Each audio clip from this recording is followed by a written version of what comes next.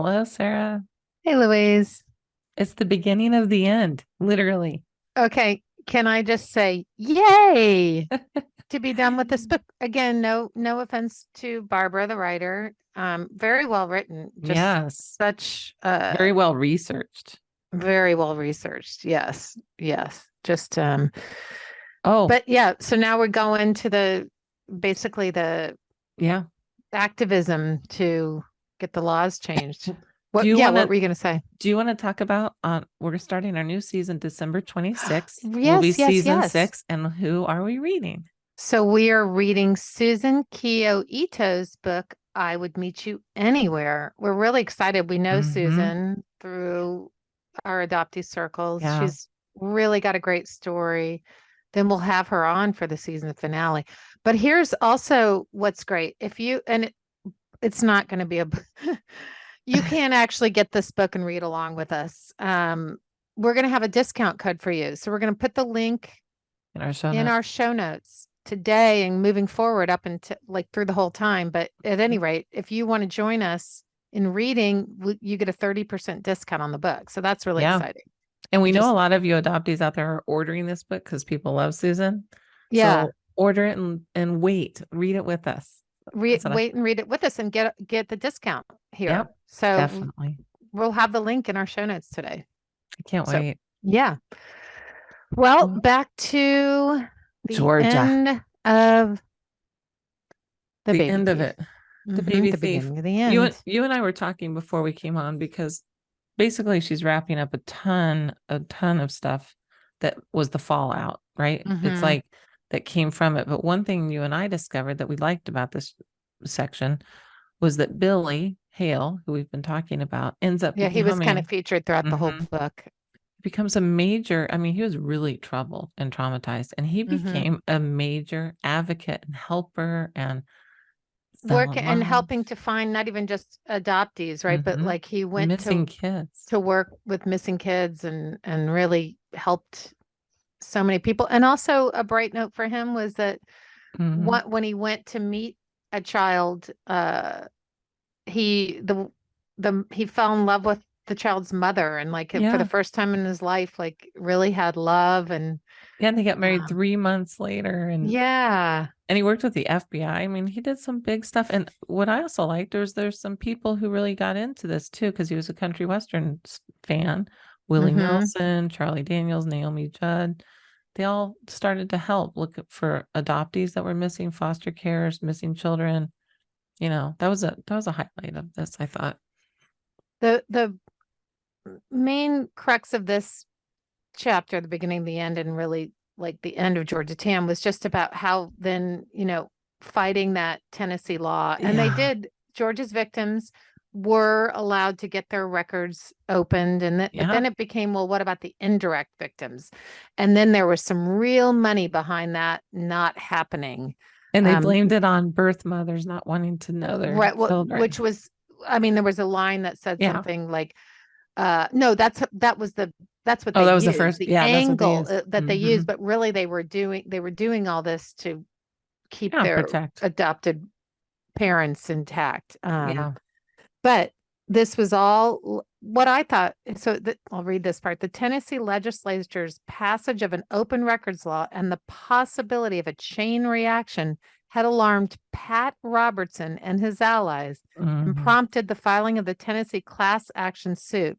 The lawsuit was brought by Small World Ministries, the only adoption agency in the state affiliated with the National Council for Adoption, a Washington, D.C. based lobbying organization. Mm. NCFA gets its funding largely from adoption agencies who try to placate insecure adoptive parents by trying to keep the adoptees and birth parents apart.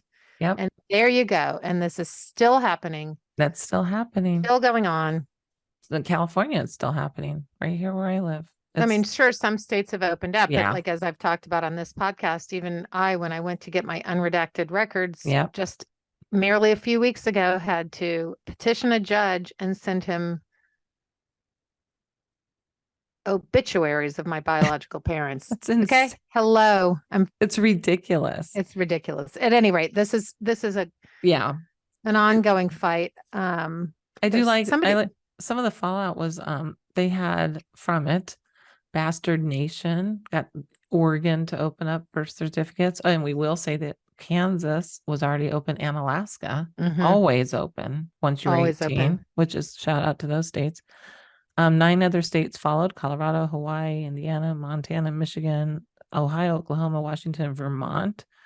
And then, I mean, it's kind of neat because Tennessee is a really conservative state in many ways, but because of they were embarrassed. That's how it originally started too. New lawmakers came in, they were embarrassed by their history, Mhm. as they should have been. And, you know, it just goes to show if we keep talking about this in today, I mean, you can make change. Greg, our friend, is making change with Yep, his Greg law Luce. group. Mm-hmm. But then we get to the epilogue, Yeah. and you realize, and it goes into today's trafficking, God, that that was, today most child stealing occurs in poor countries like Guatemala, India, Indonesia, Thailand, Cambodia, Samoa, and China. The brokered children are both the benefactors and victims of the fact that adoptive parents are now eager to adopt children of all races. By the way, this was written 10 years yeah, ago. I was going to say, We yeah, do know that adoptions have been closed in many countries. yes, Still yeah. there, but that doesn't stop the trafficking. But this is, you know, even though it was 10 years ago, that's very current history. And she did even say, you know, some movie stars started to adopt certain places, which just made the market open Angelina up. Jolie Yeah. was one of those that Madonna. adopted. Yep. Madonna from Africa. Here's what many of these current day brokers seem somewhat like Georgia Tan clones. Typical Mm-hmm. is an American. I love to call them out Me and too. say their names here on our podcast. And again, this was 10 years ago, but typical is an American broker, Lauren Galindo. Between 1997 and 2001, she made $8 million Mm-hmm. by arranging 800 adoptions of Cambodian children by unwitting Americans, including the actress Angelina Jolie, who adopted a son through Galindo in 2003. Yeah. Like Georgia's birth mothers, Galindo's were impoverished. And like Georgia, Galindo used spotters, baby recruiters who located vulnerable women in destitute rural areas. It Yeah. goes on and on Yeah. and And how on, about, and it and will continue it to go will on and on continue. as long as there are people wanting babies. Yeah. And even though the laws haven't changed in China, there was some stuff. This is 2006. They found babies on a luggage rack that were drugged and in little net Yeah. things. Yeah. Like, you know, not even what you do to animals.